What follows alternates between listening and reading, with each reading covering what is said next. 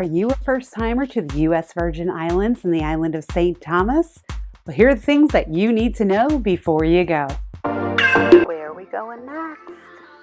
Let's go. St. Thomas and the U.S. Virgin Islands are a great destination that you should definitely keep on your must-visit list. So here's some things you need to know. Anytime you are leaving the continental United States, you want to make sure you have the proper travel documentation to take with you. So what do the U.S. Virgin Islands need? Do you need a passport, just your driver's license? These are all great questions. First and foremost, yes, the U.S. Virgin Islands are a U.S. territory, meaning they are part of the United States, and as a U.S. citizen, you do not need a passport to visit there. However, it is always a good idea, if you do have a passport, that you do travel with it anytime you are leaving the continental United States. If you do not have your passport, you can travel with just your driver's license and birth certificate showing that you were born in the country. So obviously we're not paddling a rowboat out there, so how are we getting to the island and what airport are we flying into? Well, St. Thomas is definitely the heart of the Virgin Islands, and that has the main airport with the most frequent flights.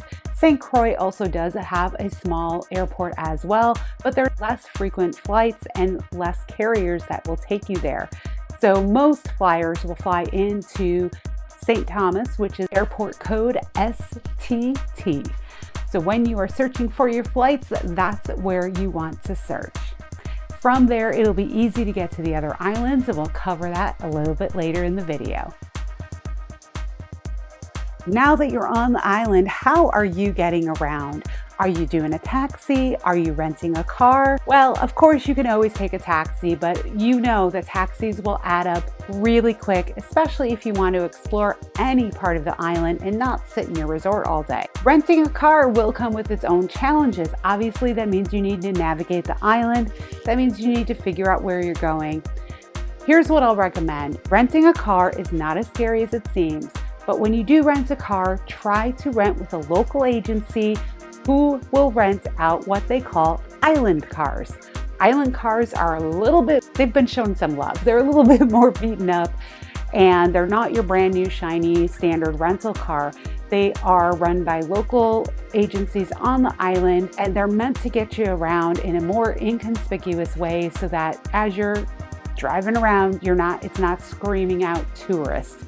It makes you look a little bit more like a local, and I personally like to blend in when I travel. Now next is currency and payments. Do they accept credit card? Is it US dollar? What are we dealing with when we're trying to purchase things? While credit cards are widely accepted on the island, it is really important to make sure that you also carry cash. While we were there, they experienced a power outage on the entire island. Now, while the power was only out for a little bit and it did come back up, it knocked out all of their credit card processing, which meant that evening when we went out to dinner, thank God we had cash on us, because they were not able to accept any credit cards.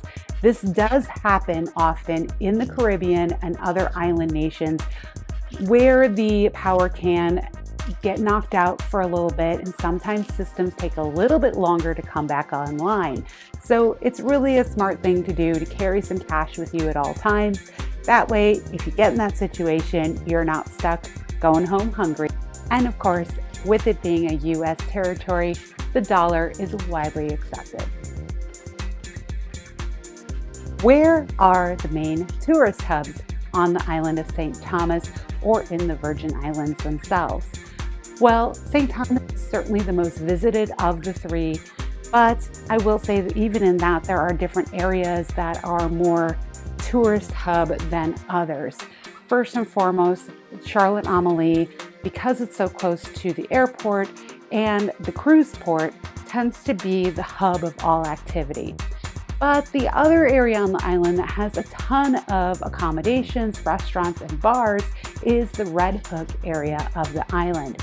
So really on St. Thomas, those are your two main tourist hubs of where the most accommodations, restaurants, bars, and access to ferries, airports, and cruise ports are going to be found.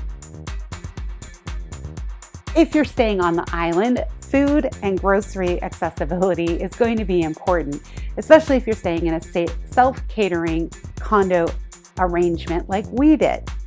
There are several grocery stores on the island that offer pretty much everything you could possibly want and need. Of course, groceries are more expensive on an island than they're going to be on the mainland. I have a whole video about the grocery store situation. Make sure you click right here to go check that out. As far as restaurants, you have plenty to choose from all over the island, and everybody has their favorites. We certainly enjoyed the casual atmosphere of the Roasted Rooster. We also really enjoyed our fancier dinner with a view at U.S.V.I. But there are plenty of other restaurants that get recommended all over YouTube videos and Facebook groups. So make sure you check out those and just really go with your gut and go with the one that feels right to you. Now that you have your rental car and you're driving around the island, a couple things to consider. First and foremost, you're going to want to check with your cell phone carrier to make sure that you get access on the island. With T-Mobile, we did. Just make sure you check your plan and your carrier to see if you do. If you do not have access on the island, make sure you download Google Maps of the island so that it's easier for you to navigate and figure out where stuff is when you're out and about. It was really pretty easy for us to find everything we needed, and Google Maps worked very well in guiding us to our destinations. I will say though, driving on St. Thomas is an adventure, but never fear. It is just a very mountainous little island, and so there are some very steep pintail turns, and complicate matters even further, they drive on the left side of the road. So just something that's going to take your mind a few minutes to figure out when you first start driving. Now, one of the great things to do in the Caribbean, and this is pretty common at most Caribbean islands, is to go island hopping, but it's super prevalent in the U.S. Virgin Islands. There are a few islands right next to St. Thomas that you can island hop fairly quickly. First being St. John's, and you can spend a whole day or even a couple days over on St. John exploring everything that that island has to offer.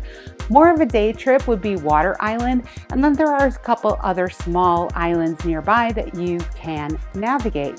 If you want to go for a longer experience, St. Croix also has a ferry that runs between St. Thomas and St. Croix, but it is a couple of hour journey versus the 30 minutes that it takes to get to St. John, or the 15-20 minutes that it takes to get to Water Island. Finally, anytime you're going to the Caribbean, it is really important to know when to go. Caribbean is very seasonal. It has a rainy season, a hurricane season, and then the rest of it. Pretty much it's going to be beautiful anytime you go there, but you need to be aware of the fact that prime hurricane season officially runs from June 1st through November 1st. Now, that doesn't mean that the hurricanes are going to pay attention to that schedule, but that's when the majority of them are, with the peak of that peak season being from August to about mid-October. So just keep in mind, if you're going in late August, early September, there's a high likelihood that a tropical storm or a hurricane could blow through. So make sure you get some travel insurance to make sure you're covered in case things get canceled. But any time of year, it's great to go. And if you are going to go in hurricane season, again, get that trip insurance, but then just keep in mind too, your rates are going to be lower because it's considered the low season. At the same time, there may be things that are closed for the month of September when the owners of those businesses go on their own vacations elsewhere. St. Thomas is a great option for your next journey, and now you know what you need to know before you go. If you got value today, don't forget to comment, like, and subscribe. If you're ready to plan your own incredible trip to St. Thomas and the U.S. Virgin Islands, but need a little guidance on how to go about doing that, make sure you hit me up in the comments below or go to my link and set up a time. so we can talk about it. Thanks for watching the Traveling Chzhed today. Until next time, travel safe. Where are we going next? Let's go.